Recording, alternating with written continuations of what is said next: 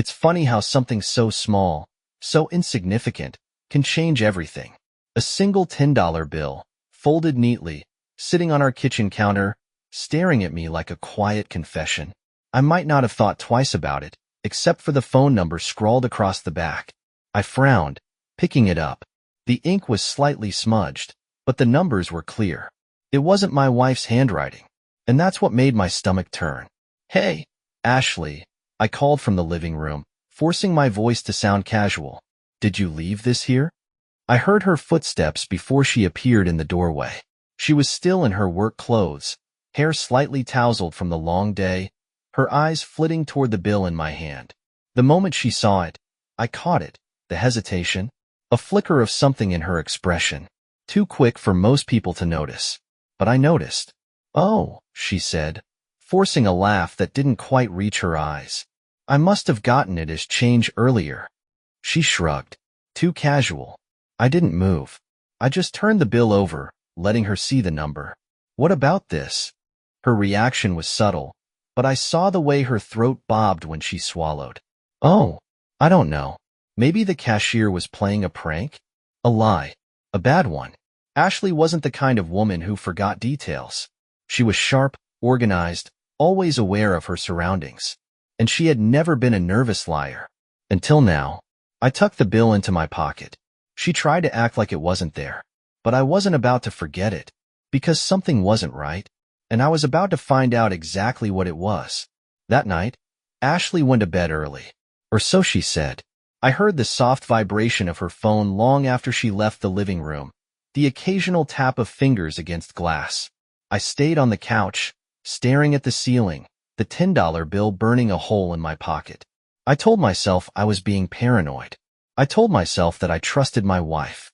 And yet, I found myself reaching for my phone, pulling up a reverse phone lookup app. The number. I typed it in. My stomach twisted as the results loaded. No name. But there was a location. A motel, 2 miles from our house. I sat there, staring at the screen, my blood turning to ice. A motel, not a store, not a business. A cheap, pay-by-the-hour motel. I gripped my phone, my pulse hammering. There was only one reason my wife would have a number linked to a place like that, and I wasn't going to ignore it. I didn't confront her. Not yet. Because if she was lying, I needed to know everything. So I started watching. Ashley had always been predictable. She left for work at the same time every morning, came home at the same time every night. Except now? Now there were changes. Sudden errands. Meetups with friends who never called or texted. Late nights at work.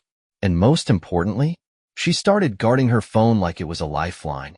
She used to leave it charging in the kitchen. Now, it was always in her pocket. Always face down. And she started texting late at night, rolling over in bed as if I wouldn't notice. I noticed. I noticed everything. So, one evening, after she had left for another one of her mysterious outings, I finally did it. I unlocked her laptop. Ashley was careful, but she wasn't perfect. She had logged into her email and hadn't signed out. My hands were shaking as I clicked through the messages. And then I saw it. The proof. It was all there. Emails. Hotel receipts. Messages that made me feel sick. She had been meeting him for months. His name was Ethan. A coworker. Someone I had met before. Someone who had shaken my hand, looked me in the eye, and laughed at my jokes. And all this time, he had been screwing my wife. I sat there, staring at the screen, my breath coming in slow, ragged pulls. I wanted to smash something, but I didn't. Because anger fades. Revenge lasts forever. I waited. I let her think everything was normal. I kissed her goodbye in the mornings. I texted her at lunch.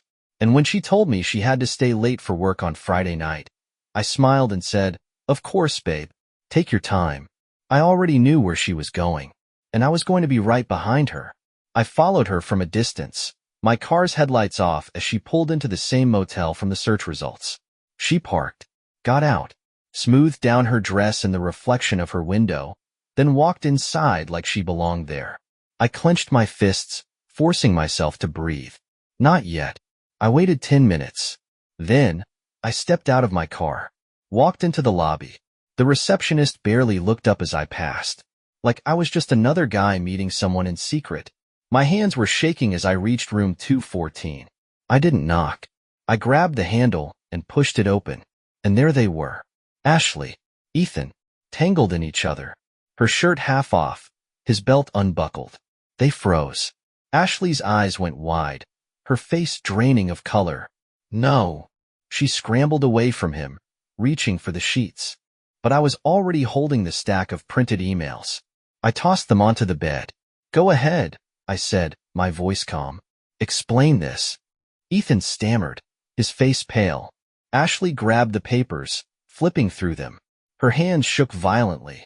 Her breath hitched. How did you? I cut her off. I know everything. Her face crumpled. Please, I took out my phone. You might want to check yours, I said. Her trembling fingers grabbed her phone. Then she saw it. The email. The proof. Sent to her parents. Her friends. Her boss. Her hands flew to her mouth as she let out a broken sob. You ruined me, she whispered. I smiled. Now we're even. Then I turned, and I walked out, leaving both of them in the wreckage of their own making. Ashley tried calling me, begging, crying, but it was too late. Ethan? Fired. Ashley? Disgraced. She thought she could cheat and walk away clean. Instead, she lost everything. And I never looked back. Thank you for listening to the story to the end. Please like, share your thoughts, and subscribe to the channel.